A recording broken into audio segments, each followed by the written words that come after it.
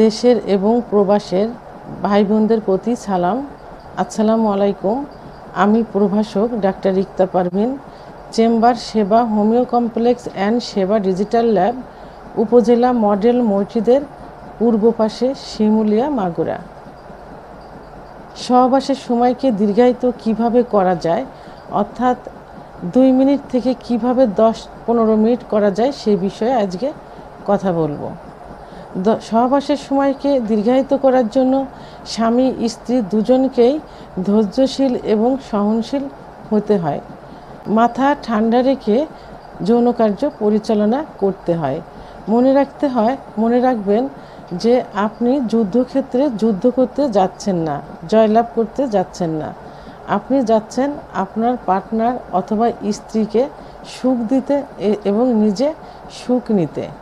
যখন সহবাস শুরু করতে যাবেন তার পূর্বে দুজনকে পর্যাপ্ত পরিমাণ ফোরপ্লে করবেন। সাধারণত পুরুষেরা খুব অল্প সময়ের ভিতরে উত্তেজিত হয়ে যায়, আর মহিলাদের উত্তেজিত হতে একটু সময় লাগে, অর্থাৎ 10 থেকে 15 মিনিট, কখনো দেখা যায় যে 30 থেকে 35 মিনিটও সময় লেগে যায়। এই জন্য দুজনকে পর্যাপ্ত পরিমাণে ফোরপ্লে করবেন। যখন দেখবেন যে চরম উত্তেজিত হয়ে গেছেন, ঠিক সেই মুহূর্তে যৌন কার্য শুরু করবেন। আচ্ছা, যৌন কার্য শুরু করার পর যখন আপনার প্রাইভেট অঙ্গ স্ত্রীর যোনির মধ্যে প্রবেশ করবেন এবং 5 থেকে 6 বার সঞ্চালন করার পর যখন বুঝতে পারবেন যে আপনার বীর্যপাত হয়ে যাচ্ছে, ঠিক সেই মুহূর্তে আপনি আপনার প্রাইভেট অঙ্গ সরিয়ে আনবেন যোনিপথ থেকে।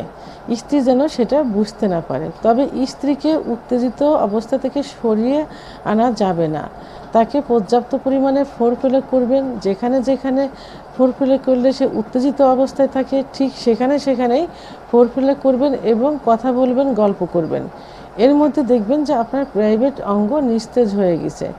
তো আবার যখন নিস্তেজ অবস্থা থেকে আবার শুরু করার ডিসিশন নেবেন, তখন মন মানসিকতা সেইভাবে তৈরি করবেন। তবে যৌন কার্য পরিচালনার পূর্বে, অর্থাৎ সহবাসে আসার পূর্বে আপনি কিছু খাবার খেয়ে নেবেন। যেমন 1 গ্লাস কুসুম গরম দুধ, 1টা ডিম, 1টা কলা, 2টা খেজুর, 2টা কাজু বাদাম, অন্তত সহবাসের 1 ঘন্টা আগে এইগুলো খেয়ে নেবেন। তাহলে আপনার এনার্জিটা বেড়ে যাবে। যখন দেখবেন যে আপনার ওঠানামা করতে অর্থাৎ থেমে সহবাস করতে যখন দেখবেন যে আপনার প্রাইভেট অঙ্গটা নিস্তেজ হয়ে গেছে, আপনি যখন আবার মন শুরু করবেন যে আবার শুরু করব, ঠিক আবার উত্তেজিত হয়ে যাবে। এই জন্য খাবারগুলো 1 ঘন্টা আগেই খেয়ে নেবেন। তো যখন প্রাইভেট আবার যৌন কার্য পরিচালনা করবেন, তখন আবার সেইভাবে নিজেকে প্রস্তুত করে যৌন কার্য শুরু করবেন। আবার 5 থেকে 6 বার সঞ্চালন করার পর যখন আবার বীর্যপাত হওয়ার সম্ভাবনা হবে, ঠিক তখন আবার এইভাবে বের করে ফেলবেন। স্ত্রীকেও সেভাবে ফোরপ্লে করতে থাকবেন।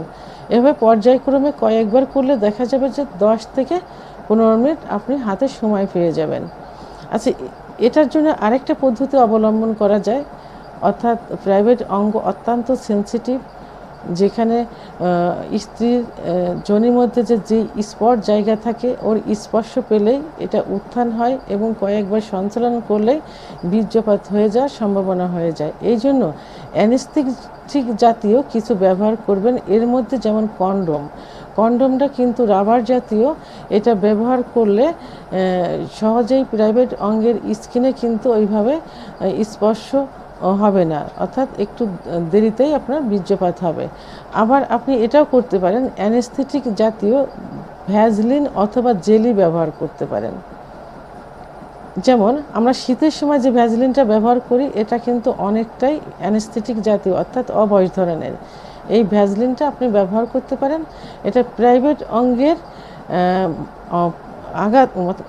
আঘাত থেকে, অর্থাৎ অগ্রভাগ থেকে মাঝপথ পর্যন্ত ব্যবহার করবেন এবং যৌন মিলনে যাবার পূর্বে একটু ধুয়ে নিতে পারেন। যদি একটু চুলকায় তাহলে অবশ্যই অ্যালার্জি জাতীয় একটা ওষুধ খেয়ে নিতে পারেন। তো তাহলে দেখা গেল কি যে আপনি অ্যানেস্থেটিক জাতীয় জেলি অথবা ভ্যাজলিন, কন্ডোম ব্যবহার করেও দীর্ঘ সময় যৌন কার্য পরিচালনা করতে পারেন।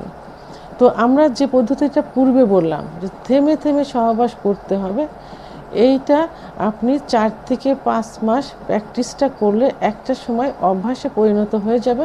তখন এই থেমে থেমে সহবাস আর করা লাগবে না, এমনিতে আপনার সময়টা বেড়ে যাবে। তো বন্ধুরা, আমার ভিডিওটি সম্পর্কে যদি কোনো মতামত থেকে থাকে তাহলে অবশ্যই কমেন্টসের মাধ্যমে জানাবেন। আর ভিডিওটি ভালো লাগলে লাইক, কমেন্ট, সাবস্ক্রাইব করে আমার সঙ্গে থাকুন। আল্লাহ হাফেজ।